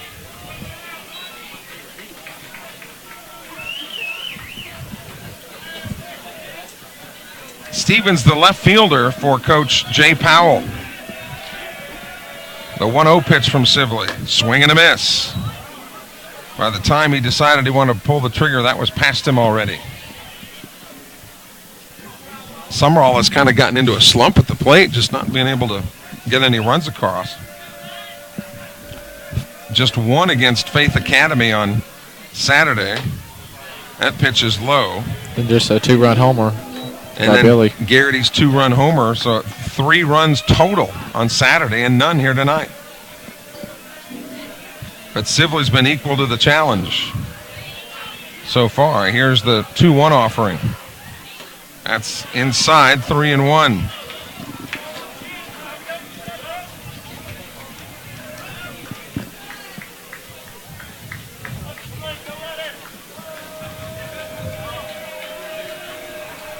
They got their leadoff man aboard last inning and couldn't do anything with him. There's a strike to fill it up at 3-2. Hunt Stevens and then back to the top of the order, and Edwin Smith, who made that nice catch on the line out by Hunter Barrett in the bottom of the 4th. The 3-2 pitch swung on and fouled into the screen. Dyket's professional drug in Laurel wanted to be with us on the webcast.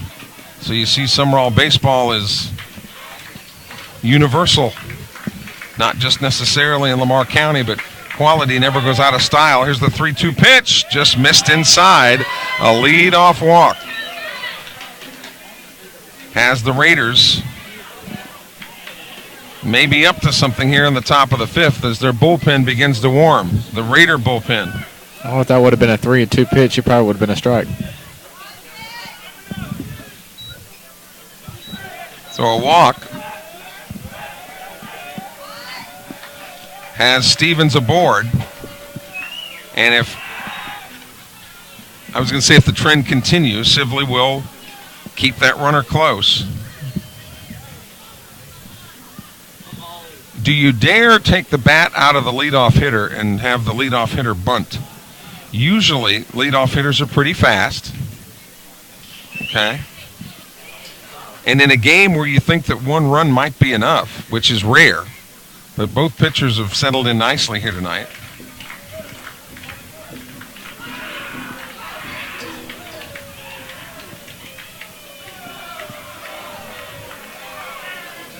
And there is the bunt. So we just asked that question and we got the answer.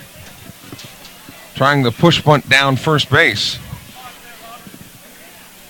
And the idea of going to first is that the throw for the out would certainly go to first because it would be a very short distance throw, making sure that the sacrifice would work. So we'll see if Smith bunts it again or if he's let to swing away. Runner going, and they've got him on the throw to second. He is a dead duck going to second base. Nice execution by the Bobcats. And just like that, Stevens is retired.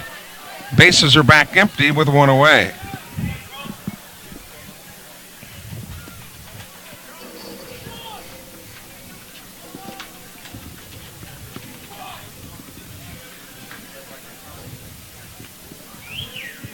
Oh, and 1 the count now to Edwin Smith. And I would say that he's not going to be bunting this time as he taps that one foul, because now there's no reason with the runner retired.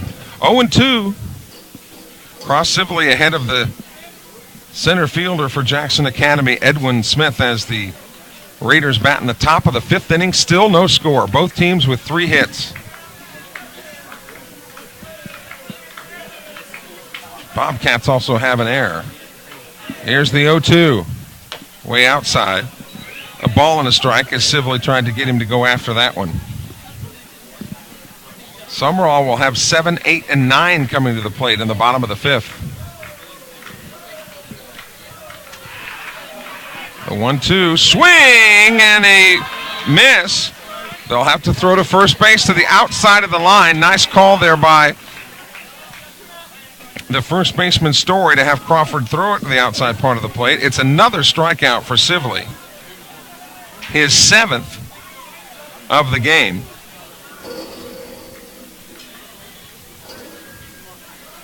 And he continues that streak of having at least 1 in every inning.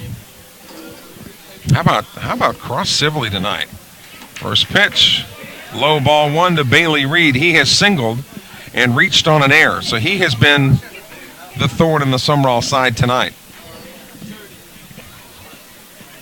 They haven't been able to keep him off base. The good news is He has not scored. 1-0 pitch. Missed again, 2-0.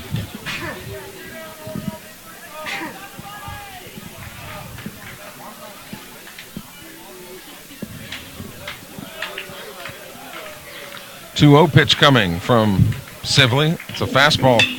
There's a swung. Ground ball to third. Barrett across his body, sets his feet and makes the play. Nice play by Hunter Barrett. And the Raiders are down in order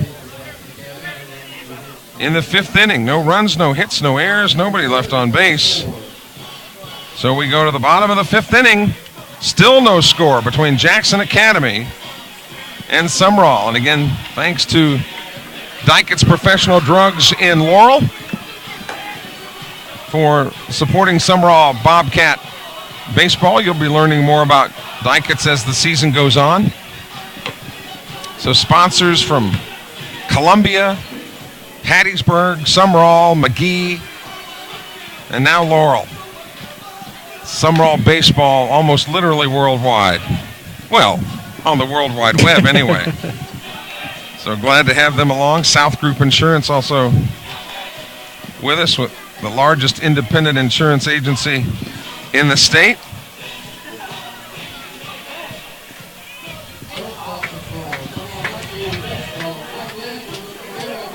At Forest Funeral Home, they believe that moments they celebrate and even life's trials shape how we should be remembered. If you need to make immediate funeral arrangements or would like to plan for the future, Forest Funeral Home is there to assist you for every aspect of your planning.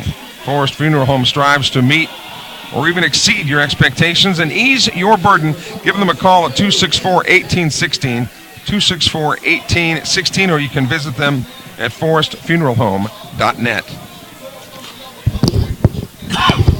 Dennis Jackson, who grounded to third his first time up, leads it off for the Raw Cats here in the bottom of the 5th. First pitch to him is a high fly to center field, not deep. Smith in center, underneath it, pulls it down, and 1 pitch, 1 out. So here's Cross Sibley, who's got one of the 3 Sumrall hits tonight. Sibley's got 1, Story has 1, and Graham Crawford has 1. They are all singles. First pitch to Sibley is a strike on the corner. Cross spelled K-R-O-S. Another one of those new age names, right? Breaking ball, swung on, grounder to short. Gobbled up, throws over to first base. Sibley is out as Kellum Clark makes easy work of Sibley. 2 up and 2 down, and here comes Logan Powell, who was credited with a sacrifice bunt his first time up in the bottom of the 3rd. Now he comes up with bases empty and 2 away. Having a few words with Larry Knight, whose brother Steve Knight and the Crusaders of William Carey. We'll find out where they are going. Well, they know where they're going, to Kansas City, but who they'll be playing in the first round of the NAIA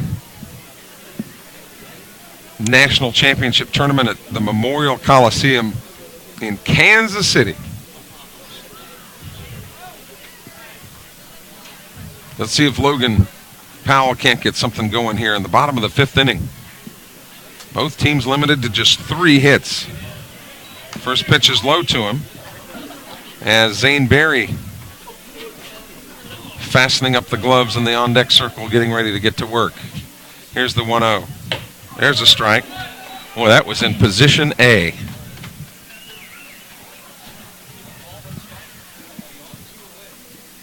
Shading him toward left field. Shows bunt, but then pulls it back. 2-1 the count. Logan Powell almost out of the back of the batter's box. In fact, that right foot has been on the chalk, if you will, even though that's a synthetic surface there. Here's the 2-1. Missed high, 3-1. An interesting statistic tonight for Siako as the 3-1 comes. And there's a strike. Siako has not walked a single Bobcat tonight. Sibley has hit one. Oh, batter. no, that's not true. Billy Garrity walked. I'm sorry. Yeah. Billy Garrity did walk, and there is a hit batsman.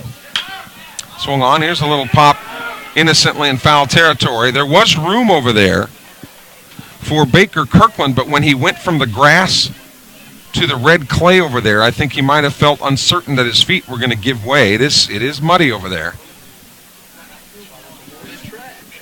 So the count goes 3-2, and the payoff pitch will be coming to Logan Powell.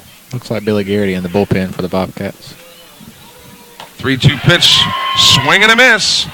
Logan Powell down on strike, so the Bobcats go down in order. So 5 complete. We still have no score. And Sibley, should he come back to work, would face the heart of the order, and here he comes. Batters 3, 4, and 5. La Torre's Fine Foods is what small-town America is all about, a quaint family restaurant featuring friendly staff and really good food. Sumrall's hometown diner features steaks, seafood, salad, sandwiches, po' boys, and burgers. If you're dining at lunch, try the Country Plate lunch special, which includes a salad and a drink.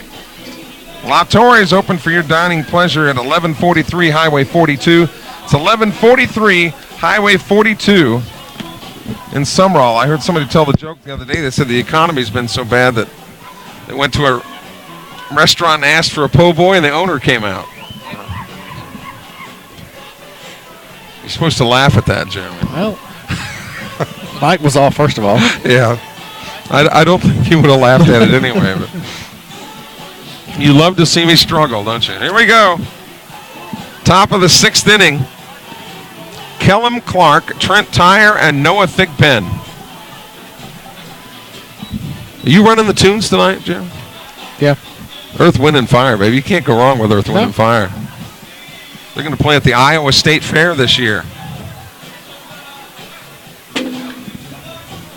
That's in August, up in Des Moines. Second biggest state fair behind the state of Texas, believe it or not. So Crawford zings it down to second base, and we're ready to get the 6th inning underway. Still scoreless. What a game.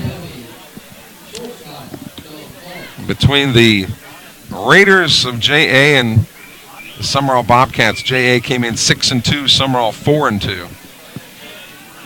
But it was a Saturday that the Bobcats would probably like to erase from their SIM cards. As we mentioned, putting up a total of 3 runs in 2 games and haven't been able to get uncorked here tonight. First pitch from Sibley is a breaking ball that's out of the zone low. Sibley with 7 strikeouts. 5 strikeouts tonight for Siako. Both starters still in the game, although both bullpens have been up. 2-0. As that one misses. The Raiders had their leadoff man aboard last inning, only to have him thrown out at second base. Boy, Graham Crawford's throwout percentages this year has got to be about 80%. Here's the 2-0. Low, 3-0. You know, Billy's is 100% after that Saturday game. Threw everybody out, huh? We only have one guy to throw out. Well, hey.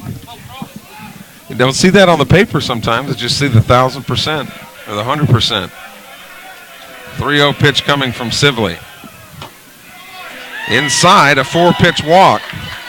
So the Raiders again have their leadoff man on. And here comes the cleanup hitter, Trent Tyre. Tyre has a 1-for-2 night with a single in the first.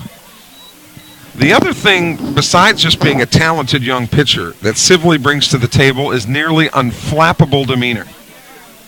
He is remarkably adult for as young as he is.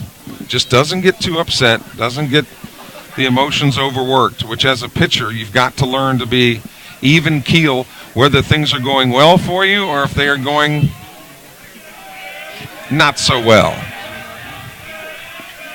First pitch to the plate, swung on. There's a shot to third. Might be two. Over to second to run on to first. A high floater that got out of Barry's hands a little bit awkwardly, and Zane Barry kind of slapping himself there a little bit as ball just didn't come out like he wanted it to, but they do get the lead man and the out.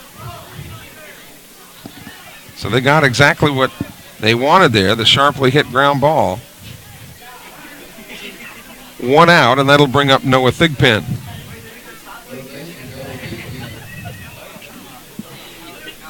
Thigpen has been hit by a pitch and singled.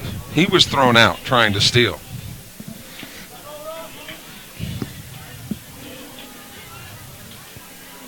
Jackson Academy batting in the top of the sixth inning, no score between the Raiders and the Bobcats of Sumrall.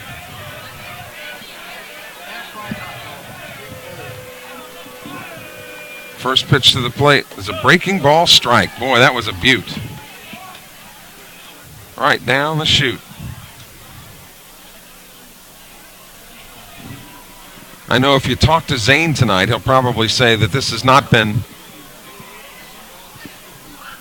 a game that he'd like to remember. And it's not that it's had a terrible game. It's just some of the defensive things that he would like to execute and would normally execute. He just hasn't been able to, either because of a slick outfield. We're just not getting the handle on the baseball. 0-1 the count to Noah Thigpen, hitting fifth in the order for Coach Jay Powell. 0-1 pitch, break up ball, swung on and fouled out of play to the right. 0-2 now, Sibley ahead in the count. Baker Kirkland, the first baseman who has struck out twice, he's on deck. Again, coming into the inning, Sibley has at least one punch out in every inning, and a total of 7. Swung on, ground ball towards short. To second for one, over to first. Not in time. And they're really giving Barry fits sliding in over there at second base. So 2 outs. And that'll bring up, it is a pinch hitter for Baker Kirkland.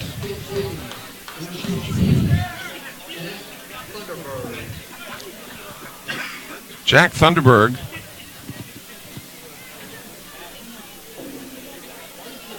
The hitter, as that is officially being made at the place. Jack Thunderberg.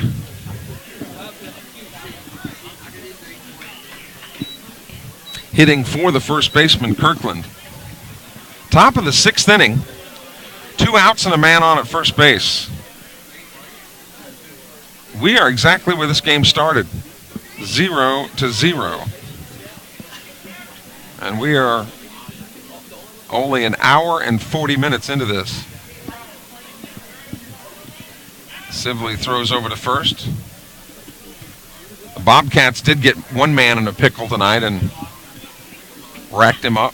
Sibley with a good move from left-hander, very reminiscent of Chandler Massengale a couple years ago for Sumrall, a left-hander who had just a terrific move over to first as that pitch is wide, 1-0. Massengale went on to play at Mississippi Delta. And if I'm not mistaken, he played for Michael Avalon, who's now the coach at Pearl River. And Pearl River ranks 12th in the country in the poll today. Swing and a miss. 1-1 the count now to Jack Thunderberg. Garrett Clark, the catcher, on deck for the Raiders. He's got his shin guards on in case Thunderberg does not reach. In the Sumrall sixth, they'll go back to the top of the order. Barry, Crawford, and Robbins. The 1-1. Strike 2 on the corner.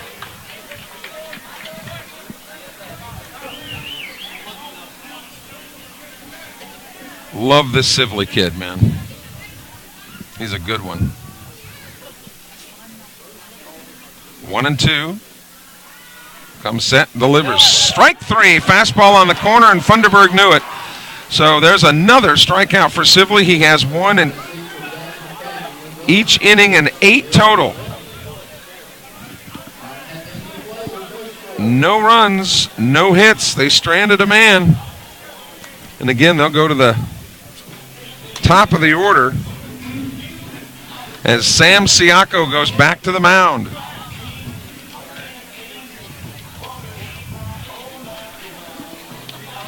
Old Sam Siako, the lefty, going to work.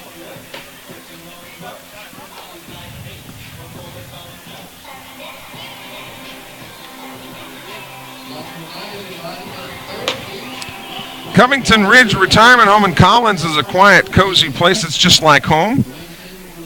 They honor their seniors because they believe in dignified care. They also pride themselves on that care. They love to spoil their residents. Each of the private suites is spacious, about 500 square feet. They've got brand new countertops and an outdoor patio. They have lots of activities and entertainments for their residents to enjoy, and they now have availability. Visit CovingtonRidgeRetirement.com. CovingtonRidgeRetirement.com. Grant Reddy going to loosen up in the Sumrall bullpen. So we'll see if the Rawcats.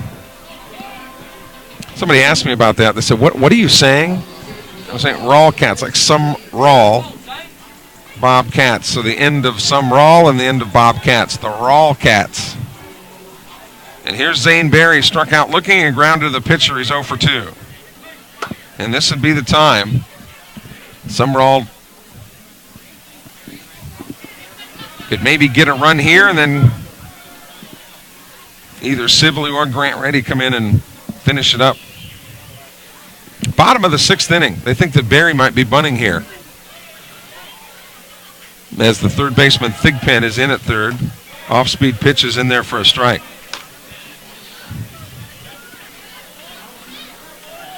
Zane Berry personifies swagger, doesn't he?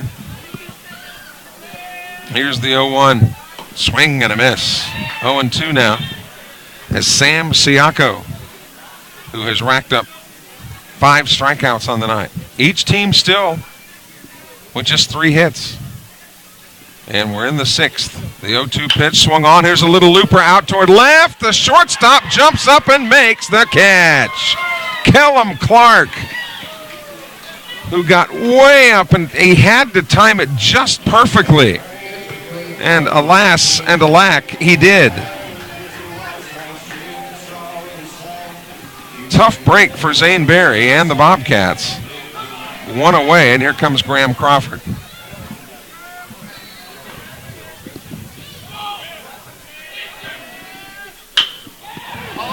Swung on. Here's a drive toward left. That ball is way back. That ball is gone. Aloha on the steel guitar. Graham Crawford has gone yard.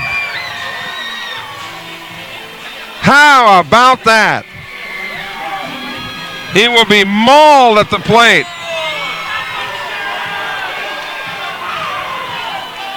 A solo shot in the 6th.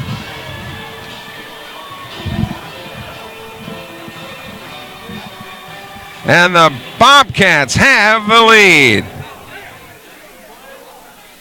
And the way they've been pitching, that might be all they need. Jay Powell comes out and talks to his left-hander, and here comes Garrett Robbins now with the bases empty and 1 out. You knew once it left the bat that it certainly had a chance, and it was not wind-aided because the wind has not been at all even apparent here tonight. Robbins has struck out twice. He would like to reach here in the bottom of the 6th as Siako kicks and delivers. Breaking ball missed. Ball 1. In a game like this, it only takes one mistake. The 1-0 from Siako swung on, and there's a shot by Robbins right to the second baseman, diving to his right. Bailey Reed with a grab. That robs Robbins of at least 1. If it gets past him, it might have been 2. So 2 away, and here comes Garrity.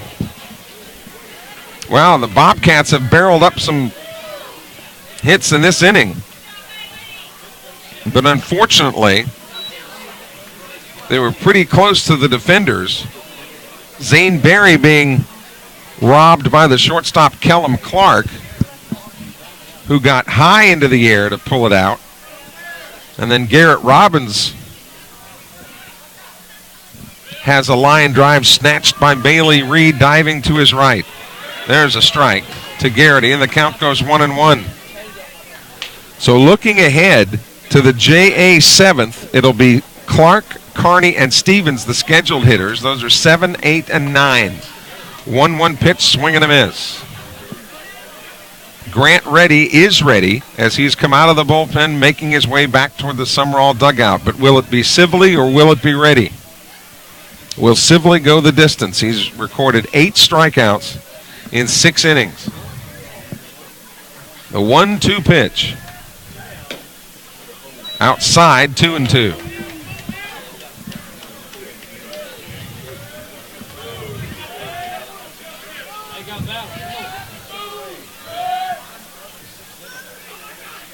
The 2-2 pitch. Outside again.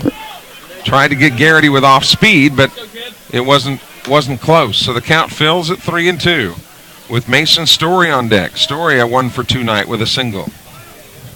Sumrall has grabbed the lead 1-0 in the bottom of the 6th on the solo homer to left by Graham Crawford. 3-2 pitch is high and inside, ball 4. Second walk of the night given up by Siako, both of them to Garrity. So here's Story now, as Sumrall tries to extend a 1-0 lead. This has been a good baseball game. I like the low scoring. I'm not a big fan of the 18-14 games. I like where strategy has to be implemented and the execution of even the most minute plays has to be executed to perfection. And when you're not here 3 hours. Well, that too. There goes the runner to second. Went on first movement, throw to second, and Garrity beats the slides underneath the tag. He was going on first movement. And if you're going to run on a left-hander, that's how to do it. Once you commit to steal the base, you go on first movement and do not slow down. He went in hands first and was able to get by the tag. So nice execution by Garrity. Guess he heard me say earlier that he's not the quickest guy on the team, but he certainly showed some flash and panache there. Pitch to the plate, strike on the corner. And again, I have to say from where we're sitting, that's been a strike all night. It might be half of a ball out, but it's been a strike all night, and all you can ever want from an umpire is to be consistent. Here's the 0-1. Swung on, grounded to short. To Hopper, fielded by the shortstop, Kellum Clark, who makes an errant throw, and here comes Garrity from second, and the Sumrall Bobcats have extended the lead. And E6. E6 on the throw. And really, there was no need to hurry that throw. Story, a first baseman. We talked earlier about how first basemen and catchers usually don't run as well as the rest of the guys on the team. He's also got arthritis in the knees. Plenty of time to make that throw.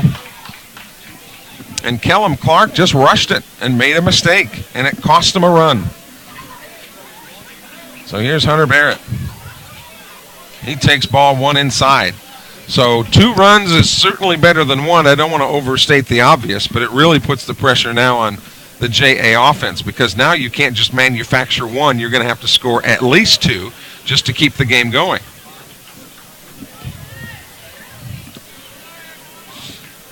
So Hunter Barrett with a 1-0 count.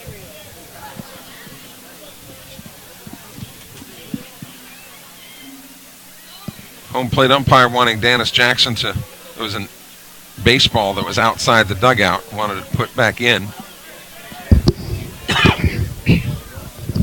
1-0 pitch. Swung on, a little check swing. Back to the pitcher. The only play will be at first base. A good stretch over there. And Steve Cooley, thought that the first baseman extending for the baseball, that Baker Kirkland's foot came off the base. But both umpires agree that Barrett is out on the 1-3 putout.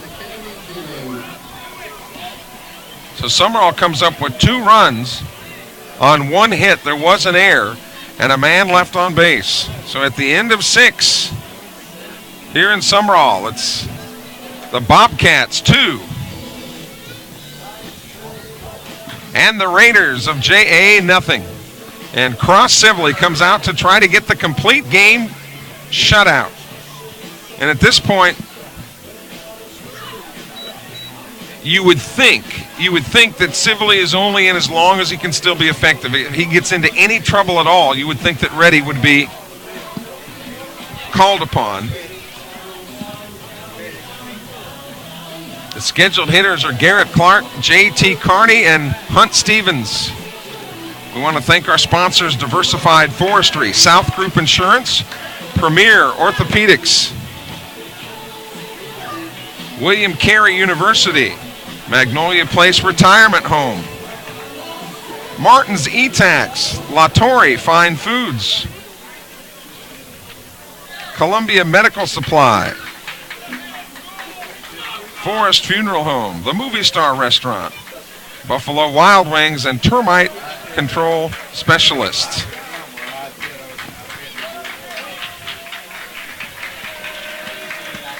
The first pitch from Sibley, check swing strike. Garrett Clark has flown to right and reached on a fielder's choice.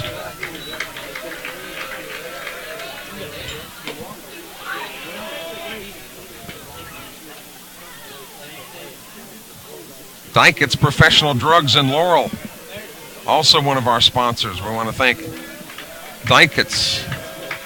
Here's the 1-1 pitch. Swung on. Here's a drive to right center field, and this is trouble. It gets down. Dennis Jackson can't get there in time. Rounding first on his way to second is Clark, and the catcher's there with a leadoff double. And I would think that Larry Knight won't wait too long, and in fact, here he comes. Exactly what I thought. Yep. As long as Cross could stay clean in the 7th, he would be allowed to go. But if he ran into any tough waters at all, any rough, choppy waters, Grant Reddy might be called upon. We'll see if Larry Knight makes the call now or if he stays with Sibley. And boy, that extra run means a lot, and he leaves Sibley in the game. That extra run that Sumrall scored, how big is that now? And the designated hitter for the Raiders comes to bat, J.T. Carney. 2-0 Sumrall, but the Raiders have their leadoff man aboard here in the last chance 7th. Cross Sibley in the game to try to finish what he started. First pitch swung on, line drive back to the pitcher. Only play will be at first. The strike over to first base is in time. Sibley had the presence of mind to make the play himself, and if he doesn't, there's runners on first and second with nobody out. And kind of like Pawpaw, Graham Crawford out there to settle down his young pitcher.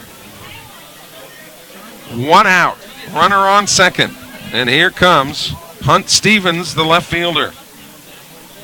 Jackson Academy getting used to these digs because they'll be part of this Adidas tournament later in the week. Cross Sibley, the lefty, working against Hunt Stevens, who has struck out and walked.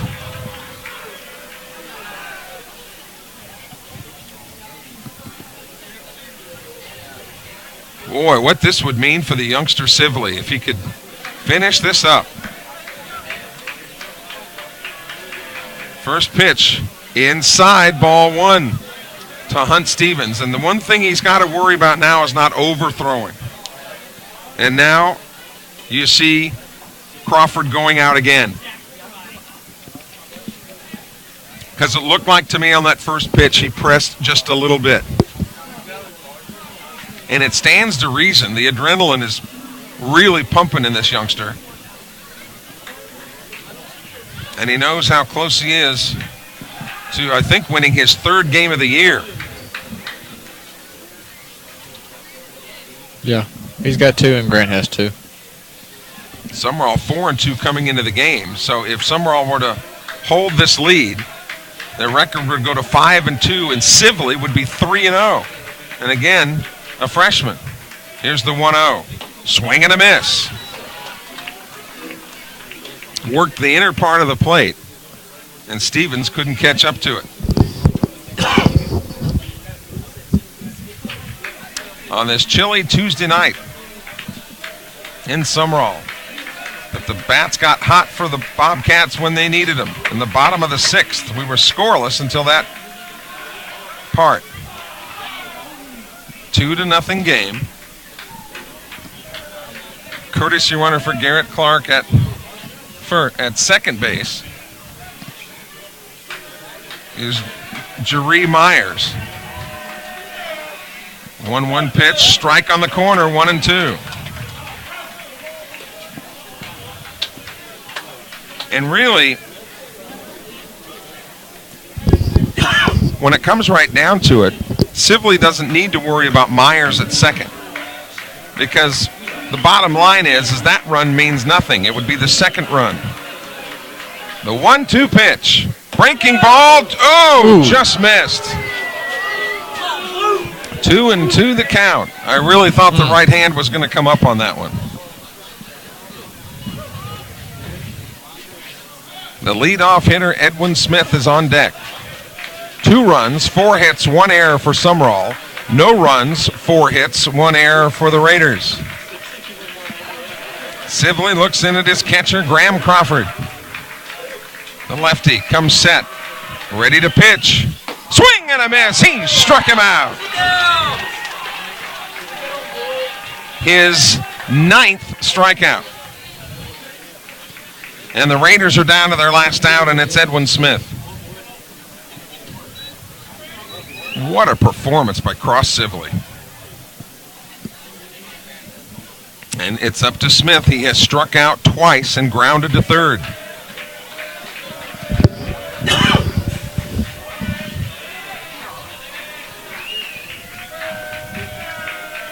First pitch, breaking ball, little dribbler foul.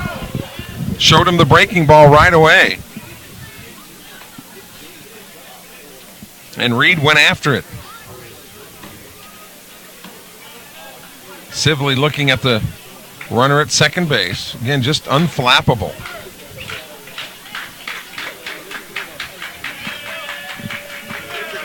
Reed hitting second in the order. The 0-1 pitch. Another breaking ball. Chopper towards short. This should do it. Morgan's got it. Easy throw to first. Is in time. Out by a half a step, and Sumrall wins. What a ball game. Thrown by Cross Sibley.